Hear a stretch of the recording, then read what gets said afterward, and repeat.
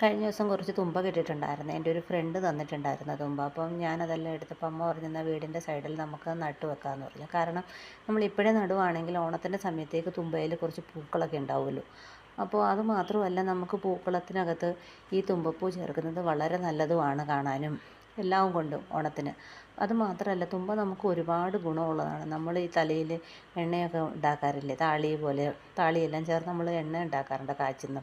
അപ്പോൾ ആ കാച്ചുന്ന എണ്ണയിൽ ഏറ്റവും കൂടുതലായിട്ട് നമുക്ക് ഈ തുമ്പയും കൂടി ചേർക്കുവാണെങ്കിൽ മുടിയൊക്കെ നല്ലതായിട്ട് തഴച്ച് വളരാനൊക്കെ വളരെ നല്ലതാണ്. അപ്പോൾ അങ്ങനെ കുറച്ച് 4-5 മൂടുണ്ടായിരുന്നു. ഞങ്ങളതെല്ലാം ചേർത്ത് ഇങ്ങനെ വീടിൻ്റെ സൈഡിൽ ഇതുപോലെ ഓരോന്നോരോന്നായിട്ട് നട്ട് തീർത്തിട്ടുണ്ടായിരുന്നു.